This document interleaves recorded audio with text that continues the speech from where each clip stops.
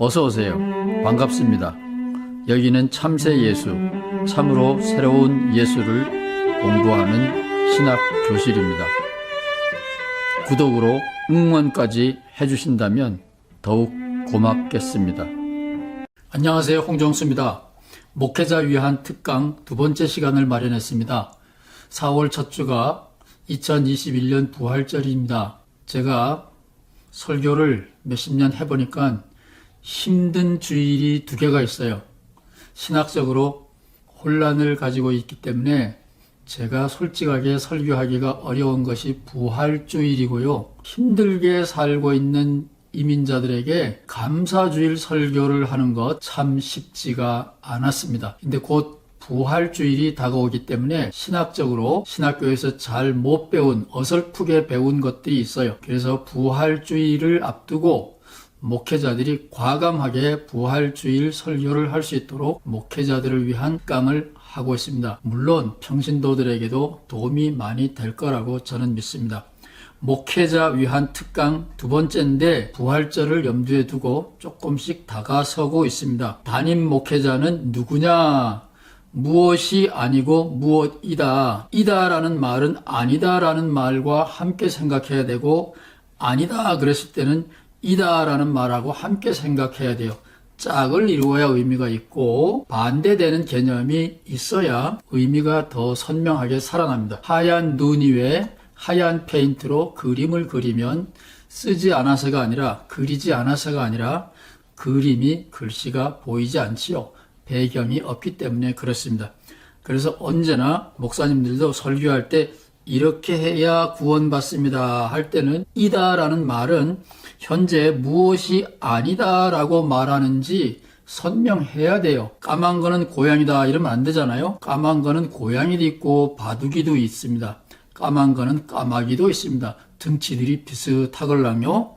그래서 이다와 아니다, 아니다와 이다는 쌍으로 늘 같이 간다. 하나님을 믿어야 됩니다 라고 말했을 때 하나님을 믿으라고 말하는 그 사람들이 지금 믿고 있는 건 뭘까? 그게 아니고 하나님을 믿어야 됩니다 이거거든요. 그래서 이다, 아니다 양쪽 다 선명해야만 됩니다.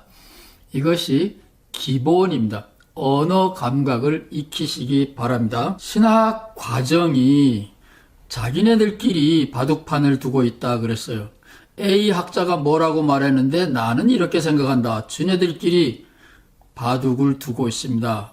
신선노름하고 있는 거고 우리는 밑에서 험상궂게 씨름을 하고 있습니다. 신학자들은 이 지상의 문제를 다룰 만큼 한가하지 못해요. 긴 장화들이 없기 때문에 그렇답니다. 그뿐인가요? 신학교에서 이렇게 바둑만 두는 게 아니에요. 신약하는 사람, 구약하는 사람, 역사신학하는 사람, 조직신학하는 사람, 실천신학하는 사람, 음악하는 사람, 목회학하는 사람, 상담학하는 사람 전부 다 딴소리하고 있습니다. 따라서 그런 여러 가지 다양한 백화점 같은 공부를 해가지고 목회 현장은 하나의 씨름판입니다. 여기에서 씨름하는 기술을 배운다. 사실상 불가능하답니다. 그래서 LA라고 말할 수 있어요. USC의 종교사회학 교수가 책을 하나 냈어요. 갈보리 교회, 빈야드 교회, 호프채플 등등 최근에 미국에서 급성장하고 있는 교회를 연구해 보니까 공통점이 하나가 있는데 신학교 공부한 목회자들보다는 상관을 잘 받들고 열정이 있는 사람, 종교적인 체험이 있는 사람, 이런 사람들로 팀을 구성해서 교회가 운영이 잘 되더라. 이 종교사회학자는 신학적인 해석을 붙이는 게 아니에요. 그래서 미국 개신교의 미래는 이들 손에 달려있다. 신학교는 문 닫을 준비해라. 그런 건데 사실상 미국에서 많은 신학교들이 문을 닫고 있거나 겉으로는 아직 신학교인데 뒤로는 이슬람, 무슬림들이 돈을 대서 사실은 주권이 팔려 넘어간 경우들이 종종 있습니다. 미국에서 신학교육은 더 이상 기독교 목회자들을 길러내는 역할을 못하고 있습니다. 그런데 저는 이런 도널드 밀러 교수의 입장에 대해서 저는 찬성하는 게 아니에요. 잘못된 신학교육을 보고 이런 신학교육은 필요 없다 이렇게 말하는 건 좋지만 신학교육이 필요 없다 이렇게 말하는 거는 사회학자는 그렇게 말해도 되지만 신학적으로는 그거는 틀린 생각입니다. 목회자는 담임 목회자를 말합니다. 목회자는 무엇이 아니냐부터 설명하겠습니다. 신학교를 나왔기 때문에 혹시라도 여러분 교회에 파송받아 나오는 신학 교수님 한두 분씩 계신다고 치면 혹은 방문했다고 치면 그날은 정말 설교 죽쓰는 날이죠. 왜냐하면 성경에 내가 선택한 성경 본문에 정확하고 바른 정통 해석을 근거로 설교해야 되는데 공부를 안 하면 모르거니와 공부를 해보면 주석마다 다 다르기 때문에 어느 장단에 춤을 춰야 될지 모릅니다. 그래서 아예 신학 싹 무시하고 신학교를 안 갔다 왔거나 주석책을 싹 무시하고 막 나가는 목사님들이 설교를 잘하는 것은 일리가 있는 겁니다. 그래도 양심적인 학구적인 목회자들 더러 계시죠. 부활절 설교를 준비하면서 이번에는 성경에 근거해서 정확한 바른 해석을 토대로 설교를 준비해야 되겠다. 꿈 깨십시오. 그런 의무는 여러분에게는 없습니다. 그런 거는 필요도 없고 가능하지도 않습니다. 필요가 없는 것은 우리가 설교자지 학자가 아니기 때문에 아카데믹 서클에서 콩나라 판나라 하는 신선 노름에 훈수 들 일이 없어요. 거기에 낄 일이 없습니다. 가능하지도 않다라는 거는 이게 중요하죠. 성경 자체가 상황에 따라 다른 말을 이미 하고 있기 때문에 구약은 3000년 전 이야기, 신약은 2000년 전 이야기. 오늘 우리 교인들에게 성경이 부활에 대하여 올바른 토대를 가지고 명확한 하나님의 메시지를 한 목소리로 전해주느냐? 3000년 이야기 따르고 2000년 전 이야기 따르죠. 2000년 전에 예수님 생각이 다르고 바울 선생님 이야기가 달라요. 이제 부활 얘기하게 되면 본격적으로 하려고 그래요. 구약의 부활 이야기가 다르고 신약의 부활 이야기가 다르고 예수님의 부활 이야기가 다르고 바울 사도의 부활 이야기가 달라요. 이거를 분명하게 하고 나서 성경에 충실하긴 하지만 성경에 대하여 정확하고 바른 해석을 토대로 내가 설교를 해보겠다. 이런 야무지고 또한 헛된 꿈 잊어버리시기 바랍니다. 필요도 없고 불가능한 일입니다. 그러면 설교자인 나는 뭐 하는 사람이냐? 복음서 기록자입니다. 속리산 밑에서 목회하는 장로교 50대 목사님이 계셨어요. 교인이 5명인데 1년에 2번 소 잡아놓고 돼지 잡아놓고 파티하면 동네 사람 다 나오는데 자기보다 다 나이 많은 할아버지들이 할머니들이 나오시고 교회를 동네 일이라고 생각합니다. 이해가 되십니까? 시골에 하나밖에 없는 교회인데 교회는 잘 안 나오더라도 저 목사님 우리 동네 목사님이야. 저 교회 우리 동네 교회야. 그래서 1년에 2차례씩 떡잔치 돼지고기 잔치 하면 동네 사람들이 다 와서 먹고 마시고 잔치합니다.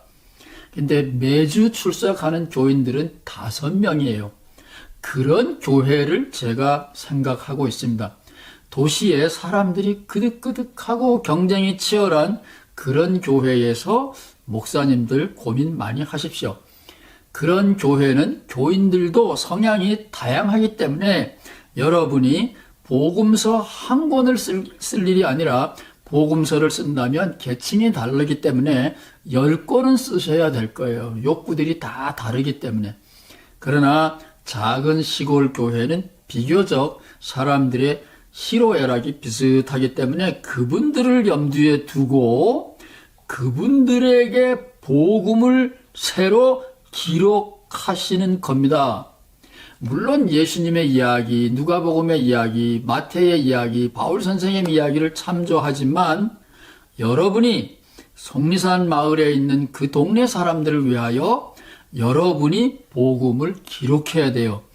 바울 사도가 아시아를 위해서 파송이 됐다면 여러분들은 속리산을 위하여 파송된 사도입니다. 누구도 여러분의 목회를 도와줄 수 없습니다. 여러분은 그 지역의 유지입니다. 그 지역에 파송된 사도입니다. 그 지역 사람들에게 필요한 복음은 예수님이나 바울이나 마태나 누가보다 여러분이 더 잘 아시는 거예요. 그래서 하나님이 여러분을 보내셨습니다. 여러분은 그들에게 필요한 복음서를 기록하는 거예요. 이미 있는 복음서를 풀이하는 것, 해석하는 것이 아니라 복음서를 새로 쓰는 겁니다. 잊어버리지 마십시오. 복음서들은 이미 4권이나 있고 그 4권 이외에도 여러 개의 성경들이 복음서들이 있다라는 것 신학교 문턱에 좀 왔다 갔다 한 사람들은 다 알아요. 그 복음서들이 내용이 다 다르다는 것도 여러분 상식적으로 다 알아요. 그 중에 어느 하나를 혹은 다 꿰뚫으려고 너무 골머리 썩히지 마세요. 복음서를 새로 쓰는 겁니다. 옛날 복음서를 참고로 새로 쓰는 거예요. 바울 선생님은 복음서가 없을 때 과감하게 질렀고 나중에 복음서들이 바울 선생님의 생각을 많이 참조한 거죠.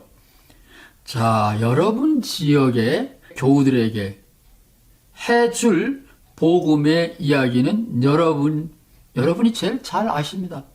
그분들에게 복음을 주십시오. 복음을 기록하는 거예요. 그러면 여러분은 물어볼 거예요. 그 복음이 뭐야? 뭐 바울이 어쩌고 저쩌고 뭐 로마 황제가 어쩌고 저쩌고 그 교과서에 나오는 얘기 잊어버리세요.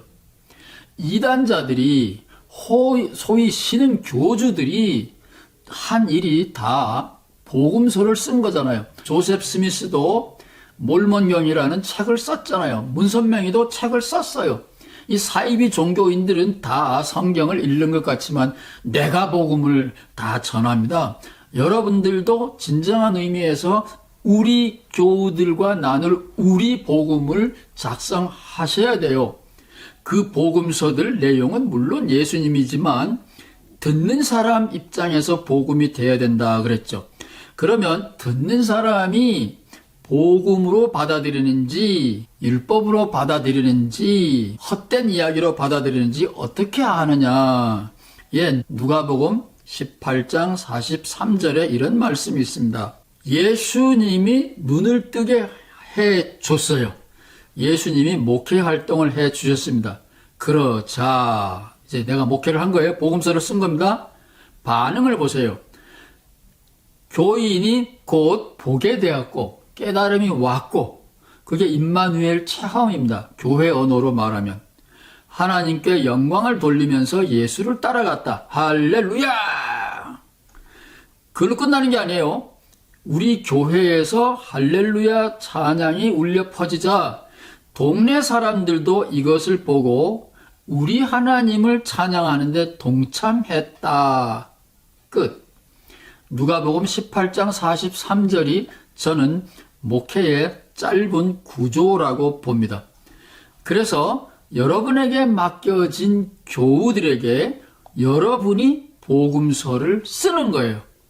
설교자는 선포한다 그러는데 선포가 아니에요. 무슨 권위주의적인 소리 그런 거 하지 마세요.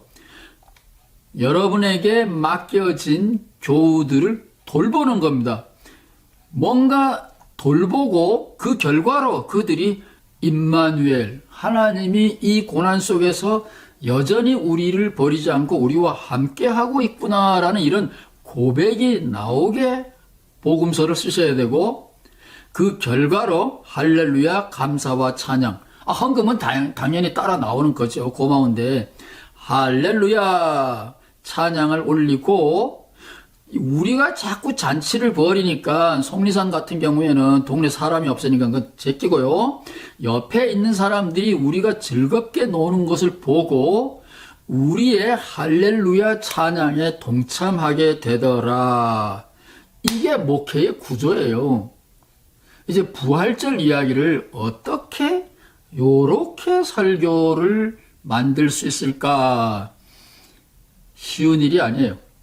굉장히 어려운 일이지만 불가능한 일도 아니고 우리에게 맡겨진 일이 그 일이기 때문에 무조건 하고 해야 돼요.